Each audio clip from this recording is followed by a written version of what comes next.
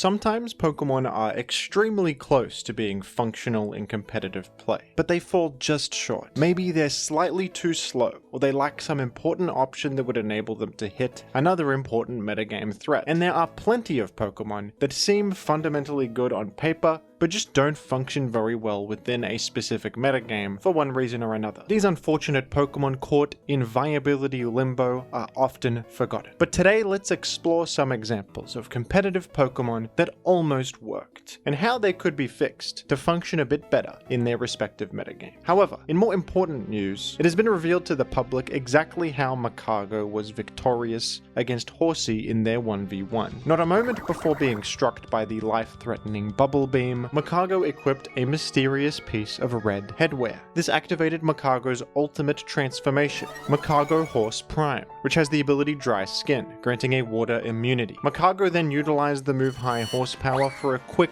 one-hit KO. Magcargo's new status as Chief Horse is undeniable after winning the crown at the Trident. But will he turn out to be an effective politician? Only time will tell. Thank you. Crobat in Gen 3 is a tragic Pokemon. This Pokemon is ranked in UUBL, and on the surface it looks like it would be usable. It has a base 130 speed stat, which is very good, tying with Jolteon and Aerodactyl, so it can outrun most things in the game, and it has decent enough stats on top of that. 90 base attack is usable, it's fairly okay defensively for such a fast Pokemon, and Poison Flying is an interesting type combination. Flying cancels out the ground weakness of Poison, which is the worst part of it. Poison typing can be useful if it's paired with Flying typing or Levitate because of the poison immunity and fighting resistance. Aerodactyl is obviously a serious competitor, one of the best offensive threats in Gen 3 OU with the exact same speed stat, but blessed with Sand immunity thanks to that rock typing, a better offensive move pool with options like Earthquake and Double Edge at its disposal. It also just hits harder with a higher attack stat. But that poison immunity is a massive deal. Because of poison immunity, Crobat can safely switch in against Skarmory, which sounds really good in a metagame so dominated by Skarmory. Neither Jolteon nor Aerodactyl can do this safely. They're both scared of an incoming Toxic. Crobat isn't. But unfortunately, Crobat cannot leverage this for much benefit. Aerodactyl's Stab Rock Slide does really impressive neutral damage to Skarmory and can sometimes break through it with the flinch chance. Crobat has no attack that can touch Skarmory whatsoever. Crobat's offensive move pool is absolutely pathetic. Sludge Bomb is your best stab option, but Poison is a terrible offensive type in this generation with so many steel and ground types running around. Choice Band Crobat is truly tragic. You desperately need Hidden Power Ground to actually threaten steel types at all, otherwise Jirachi or Metagross will just eat you alive. But Hidden Power Ground is a really weak attack with only 70 power, and it takes away from Hidden Power Flying, which you need for some sort of flying stab. So because you need ground coverage, your next best stab option is Aerial Ace, which is a terrible move with only 60 power. And Crobat's ability is also completely useless. Inner Focus grants an immunity to flinch moves, but the only relevant flinch move in this game is Rock Slide, which just KOs you anyway. So a Choice Band set is borderline unusable or severely outclassed by Aerodactyl in every way. The best set I ever came up with for Crobat was Taunt, HP Fighting, Confuse Ray, and Toxic. This can at least disrupt Skarmory and maybe Toxic something coming in, and Confuse Ray is just something to do, at least it has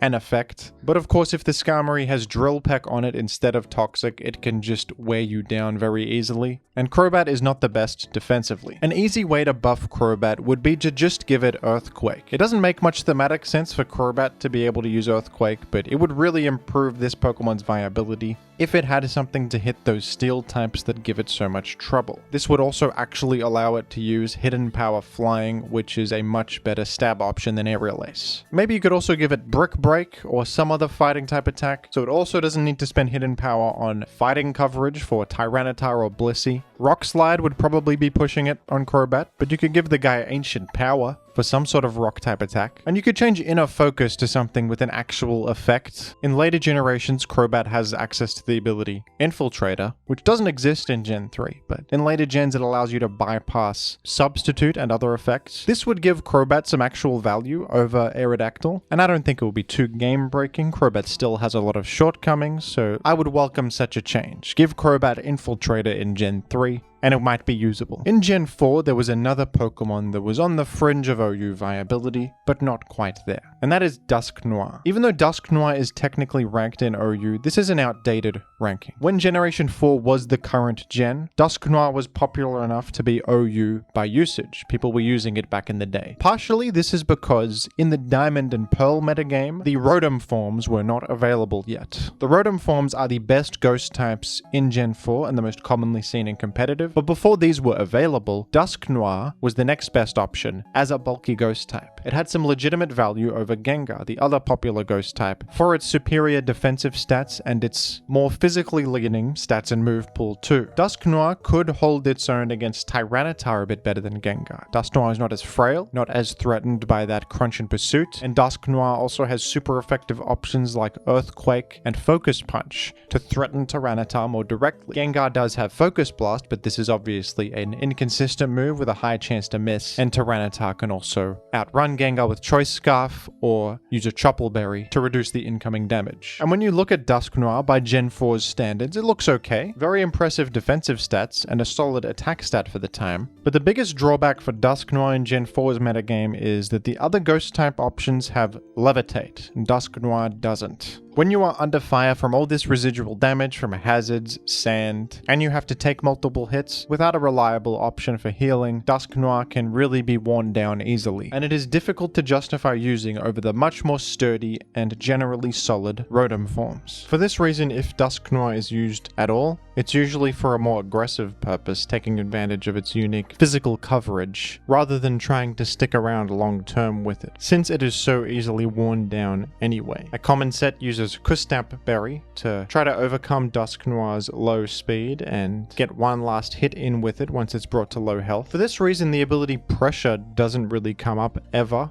on Dusknoir, a good ability on defensive Pokemon that can stall a lot of enemy PP over the course of a game. While Dusknoir does have good defensive stats, in practice it does not stick around long enough to take advantage of pressure. So a very simple way to buff Dusknoir and make it more useful in Gen 4 OU would be to just give it a better ability. This ability doesn't exist in Gen 4 yet, but I think a good choice might be Overcoat. Overcoat grants an immunity to weather chip damage from Sandstorm and Hail, and also an immunity to powder-based moves. With Overcoat, Dusknoir would not be as easy to wear down with Sandstorm Chip, and it would also be able to switch in against Breloom's Spore. And since it's a ghost type, it's also immune to the fighting type attacks of Breloom, which would make it quite a solid switch into Breloom, which this tier kind of needs. Maybe it doesn't make too much thematic sense, but I don't know, Dusknoir's kind of wearing a coat of sorts. I'm going to choose to believe that this makes sense, and you can too with enough imagination. Finally, we have one of the most unfortunate Mega Evolutions stuck in viability limbo, and that is Mega Pidgeot. Mega Pidgeot is pretty interesting, and like all these other Pokemon, it doesn't look too bad on the surface. It has the excellent ability No Guard, which means neither its moves nor its opponent's moves are able to miss. This is fantastic alongside strong but inaccurate attacks, the most noteworthy of them being Hurricane. An excellent flying type attack with 110 power but an unfortunate 70% accuracy. But thanks to No Guard, this move can't miss at all anymore. And flying is a really strong stab type that hits a lot of targets neutrally, especially in a metagame where defensive Pokemon like Mega Venusaur and Tangrowth and Amoonguss are popular. But this is pretty much the only thing you're gonna have that benefits from No Guard. Heat Wave is nice coverage, and now that move can't miss either, but Heat Wave already had 90 accuracy, so it's not much of an increase. Normal flying is not a great type combination defensively. Normal typing cancels out the fighting resistance that flying has, which kind of sucks, especially in a format where fighting resistance would really come in handy against enemies like Mega Medicham and Mega Lopunny. Ghost immunity can be useful, but you don't have great resistances, and rock weakness really eats you alive too. Mega Pidgeot also has pretty underwhelming stats compared to other Megas. I'm not sure why they had such restraint with this one. Its typing is already not the best,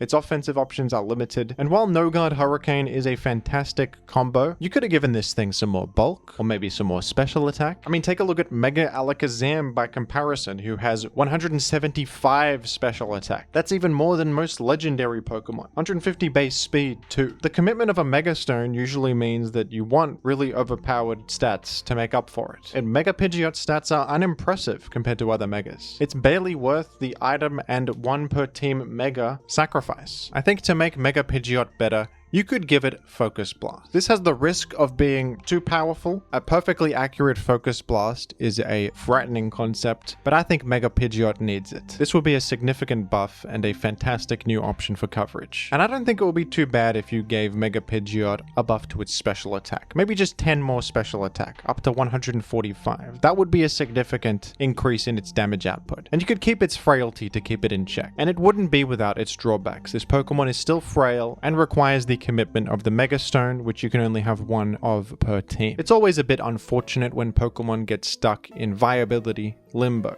They're not powerful enough for the main format, but too powerful for the lower tiers. While some of these Pokemon can have the occasional niche up in OU, many of them just gather dust and remain forgotten. Who are some other Pokemon that were almost good? Let me know down below in the comments, and thank you for watching.